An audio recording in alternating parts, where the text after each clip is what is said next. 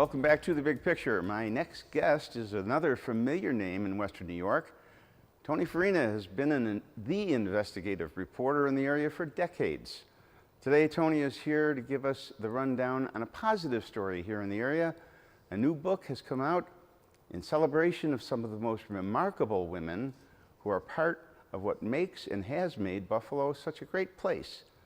My last guest, Mary Murphy, is one of those women in the book, and I'm sure it's been hard to narrow down how to choose those women, but there was quite a competition, as I understand it. There's a lot of women to choose from. Yeah, there were over 100 candidates, and there eventually were 42 women selected.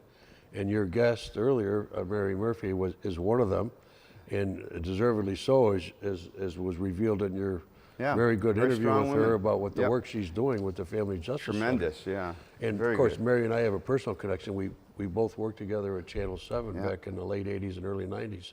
And we shared an office, actually. Those were the days. Those were wonderful days. Broadcasting, that was still good broadcasting. But she's gone on to do some wonderful things with the Family Justice Center, and she's participating in the promotion of the book, Women in the City of Good Neighbors. Got a copy of it right here. There it is.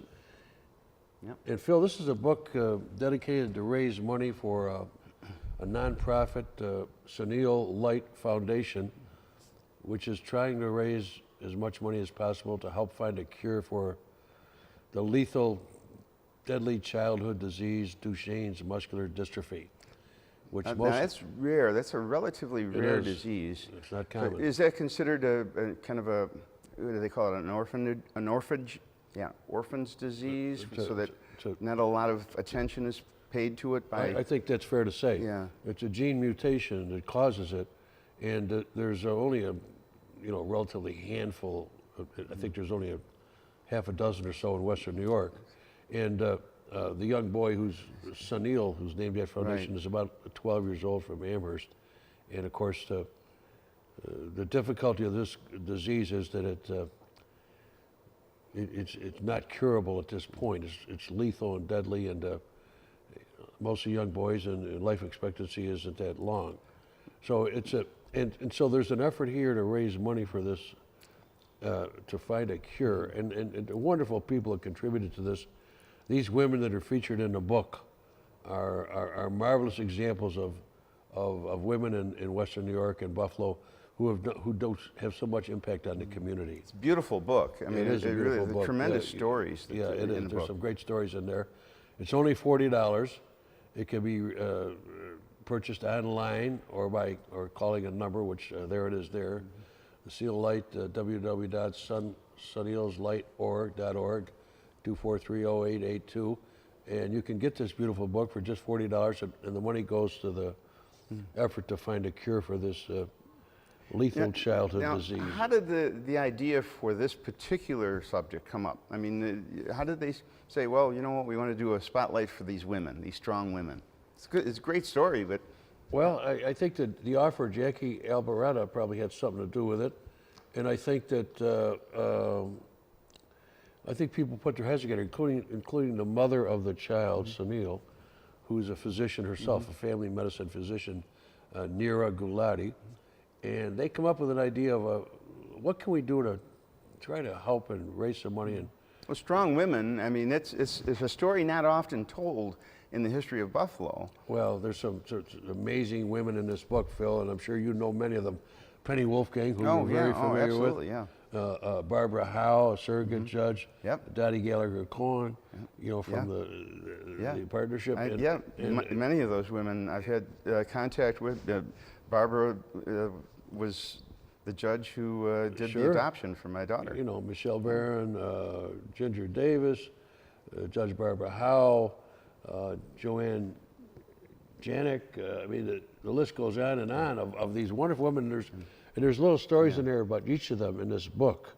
And as you can see, as we showed it's a beautiful book. Yeah, coffee table. Very well illustrated, and the photography is gorgeous. The photography is great. The author, Jacqueline, is a filmmaker and gardener of repute, and storyteller, and she does a great job with this book. And again, I'm here to help in the effort to try to get people to respond Yeah. and help, because what a terrible thing this.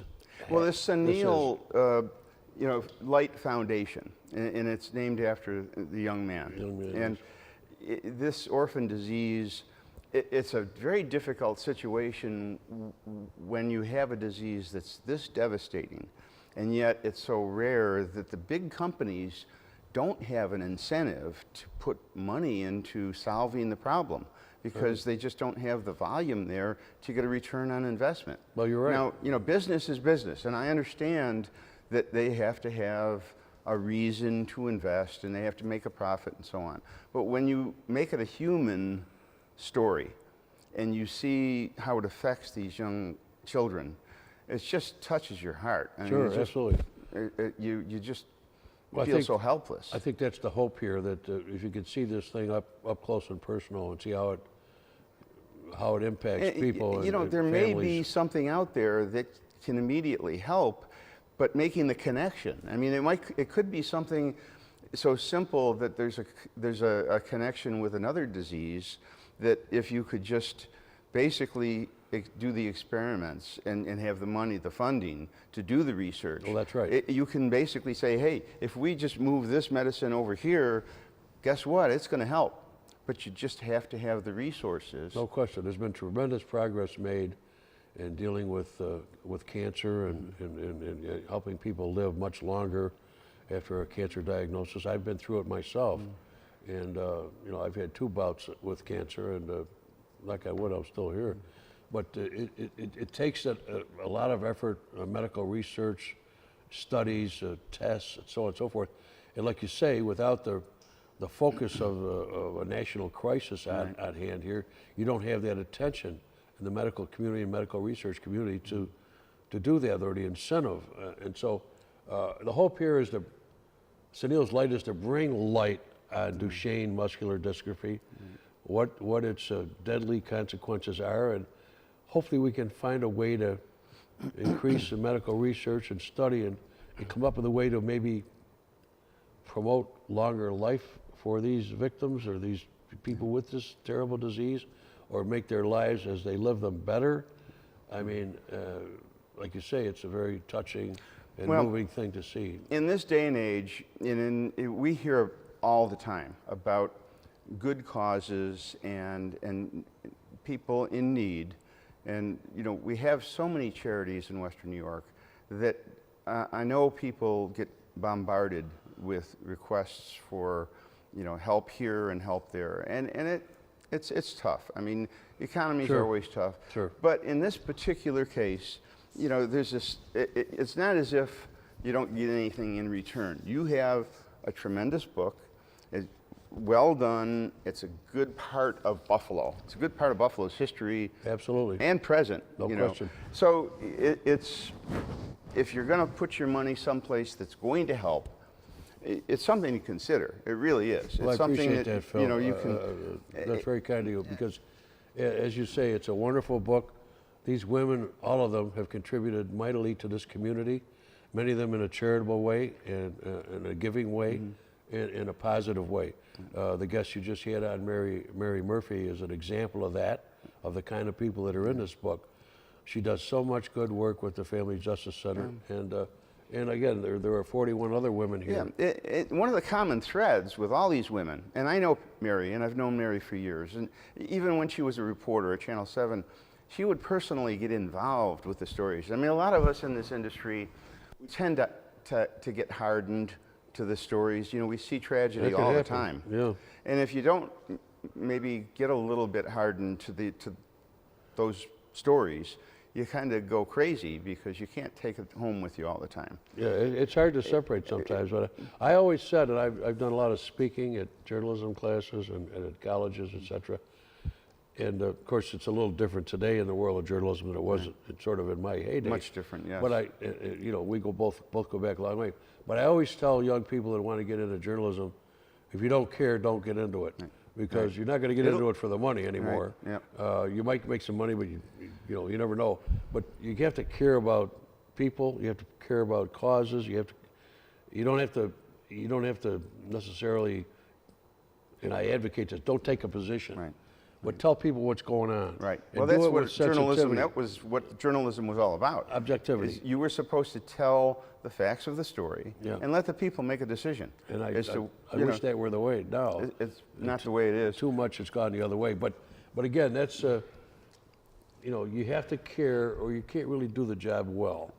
And I think, and to your point, when we got into journalism, you got into the business because there was a potential to be of a service to the community, to tell people what the story was and let them be informed so that they could make a decision as Absolutely. to how to judge what was going on around them. Information is the most important thing we can convey.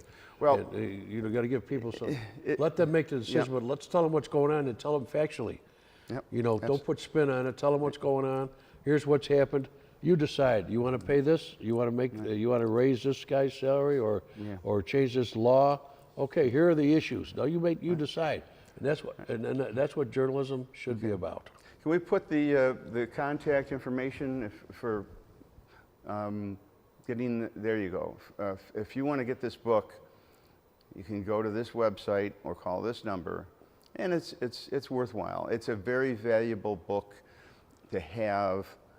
It's not going to be around forever, so you know, take advantage of it because it's beautiful. It's part of our heritage here in Western New York, and it's worth the money, and it's a good cause. So that's all the time we have for this big picture. Thank and you, I have Phil. to say that I thank Tony for being here. I thank Mary for being here earlier, and I'm very encouraged at the response that I've been getting from you, the viewers of this program, with your comments and your ideas. You are an inspiration, and you confirm my belief that there's still an appetite for an informative program that will explore any issue and any topic that affects Western New York. Keep those thoughts coming. Phil.Arno@WBBZ-TV or 716-630-WBBZ. We really welcome those thoughts and comments and ideas for subjects. Thanks again for watching The Big Picture, and as always, thanks for supporting your hometown TV station, WBBZ.